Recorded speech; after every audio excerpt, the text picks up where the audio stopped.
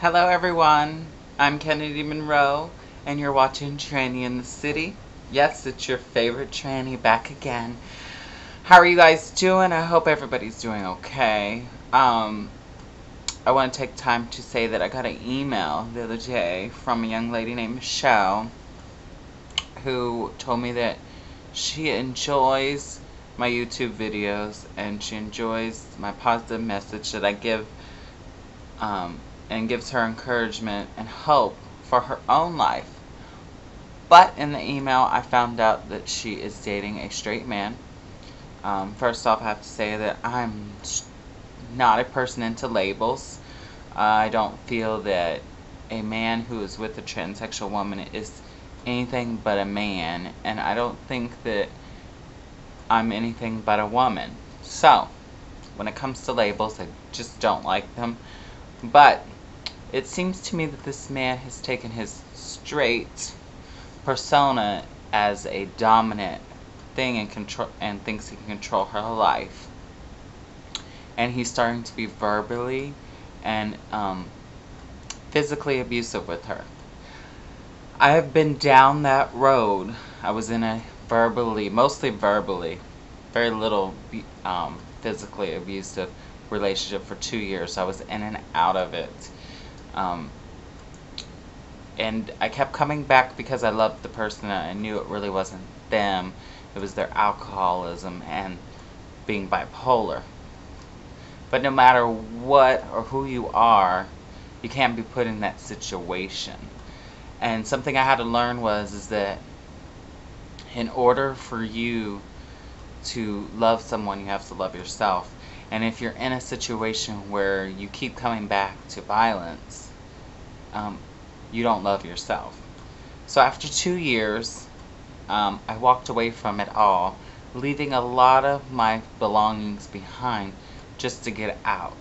So what I'm saying to anybody in this situation, I don't care if you're in a straight relationship, a gay relationship, or whatever, it is to get out. Get out. I don't care if you lose everything that you have. Get out and protect yourself. Go to a friend, go to a family member, wherever it is that you need to be. So there is my advice for you. Enough of that.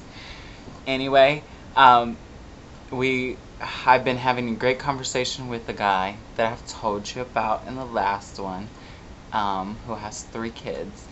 And last night we talked, and there's a distance between us. Not that far, but there is.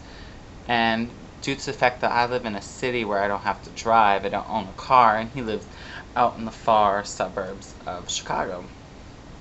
So it's kind of hard, and he has 3 little girls, and his big thing is that he wants to protect them, and I understand that, and he's doing a great job by doing that. I commend any man that can take on responsibility of his own kids, and if he has to do it alone, he's doing it alone. Because my father raised 3 boys alone for a long time, sometimes manning 2 to 3 jobs. And so I can respect any man that takes on the responsibility of his own kids when the mother is not in the picture. My mother was never in the picture. So later on in my life, I got a stepmom, and she's the best person in the whole world to me. So I love her to death, and she's my own mother. So in me saying that, what was happening is that we started having these great conversations, and of course we're supposed to be going on this date. And something I started realizing was that maybe this wasn't going to work down the road, because I feel that there needs to be some time, and he doesn't have a lot of time because A, he works a lot, and then on the other hand, he's taking care of his children. Whereas me, I'm working a lot too, but in a different realm. I can change my schedule. I have a more flexibility because I don't have kids to worry about. And I just felt very frustrated and felt like, oh, this is not going to work, but I really like this guy, and he really likes me. And I didn't feel like I wanted to be that secret person, which is what I was feeling like was going to happen, was that I was to sneak in after the kids are to sleep, we'll hang out, and then leave before the kids get up. And I understand his viewpoint because he wants to protect his children from falling into the trap of liking someone and then maybe later she leaves. So I always respected that aspect. But, say the least, last night's conversation turned sour because I decided to tell him, no, I don't want to go on a date with him. And I felt bad. But in the process of that happening, he opened up to me a lot more and started telling me things. And in hindsight of it all, I think it can work. I know it can work. It's just finding it a happy medium for it to work. So I just have to say that even though I thought it was going to turn bad, it actually turned good and actually brought us closer. So I think we stayed up a little bit real long last night talking that it's good. So I will keep you posted on what happens. We might meet possibly before our actual date. I don't know, but we'll see. He's a great guy, and I'm happy that I've gotten to know him over the last 3 months. But in this last few weeks, I've gotten to know him a little bit closer and better, and I feel more comfortable being around him.